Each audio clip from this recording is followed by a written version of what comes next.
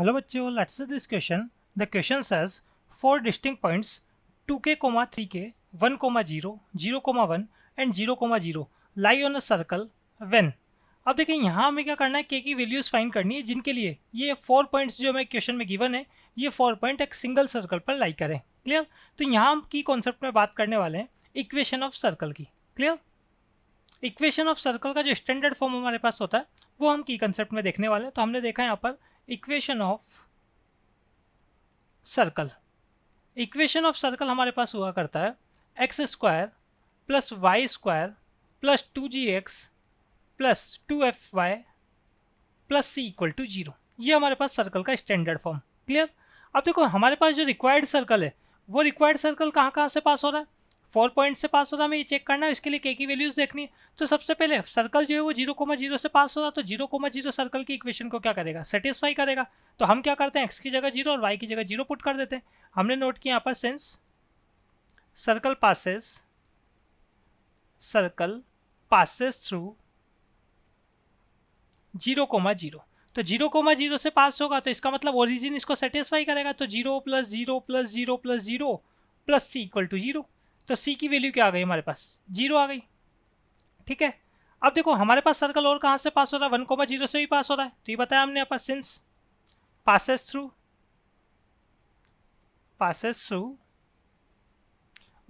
0, तो 1, 0 से पास होगा तो x की जगह मैं 1 पुट कर रहा हूँ और y की जगह 0 पुट कर रहा हूँ। तो हमारे पास आ जाएगा ये x की जगह 1 पुट किया, y की जगह हमने 0 पुट किया, तो 2fy ये भी 0 हो गया और c तो पहले से ही 0 है।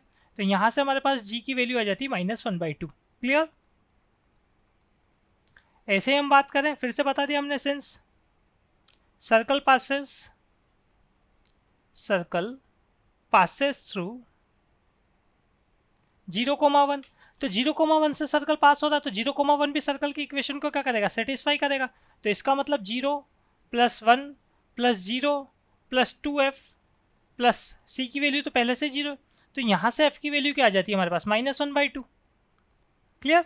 तो g f c तीनों हमारे पास आ गए। तो इजीली मैं यहाँ से क्या कर सकता हूँ, सर्कल की इक्वेशन बता सकता हूँ। ठीक है, तो इन तीनों वैल्यूज को मैं पुट कर देता हूँ, सर्कल की इक्वेशन नोट कर देता हूँ।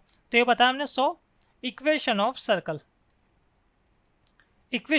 हो गया हमारे पास x square plus y square, g की वैल्यू -1/2 पुट की हमने तो -x, f की वैल्यू -1/2 पुट की हमने तो हमारे पास -y इक्वल टू 0। ठीक है, ये जो वैल्यू हमारे पास आ रही है यहाँ पर f की, ये है -1/2। ठीक है, इसको हम यहाँ पर और इजीली या करेक्ट नोट कर लेते हैं थोड़ा। ठीक है, ये -1/2 है हमारे पास। क्लियर? अब देखें इसके आगे अगर हम बात करें यहाँ पर, तो हमें 2k, 3k इससे भी सेटिस्फाई कराना होगा, क्योंकि हमारी चेक किसके लिए करना है, जो सर्कल है हमारे पास वो तो सभी पॉइंट से पास होना चाहिए। तो 3 पॉइंट से तो हमने सेटिस्फाई करा दिया। अब हम क्या करते हैं, 2k, 3k से भी इसको सेटिस्फाई कराते हैं। तो हमने बता दिया यहाँ पर since circle passes through 2k, 3k, तो 2k, 3k से अगर मैं इसको सेटिस्फाई कराऊंगा तो हमारे पास कैसा आएगा, 4k square plus 9k square -2k -3k equal to 0। तो ये हो गया हमारे पास यहाँ पर 13k square -5k equal to 0। तो यहाँ से हमारे पास k कॉमन आ रहा है, रिमेनिंग पार्ट है 13k -5 इक्वल टू 0। तो k की 2 वैल्यूज आ गई हमारे पास, k एक तो 0 आ गया हमारे पास और एक k आ गया हमारे पास 5/13। ठीक है, 13k -5 को अगर मैं 0 के इक्वल पुट करूँगा तो हमारे पास यहाँ पर k की जो वैल्यू आएगी वो आएगी 5/13। ठीक है, तो इसका मतलब k की 2 वैल्यूज़ के लिए हमारे पास ये जो सर्कल है ये इन चारों पॉइंट से क्या होगा, पास होगा। ठीक है, so final answer is option number D. Hope you understood it well. Best of luck.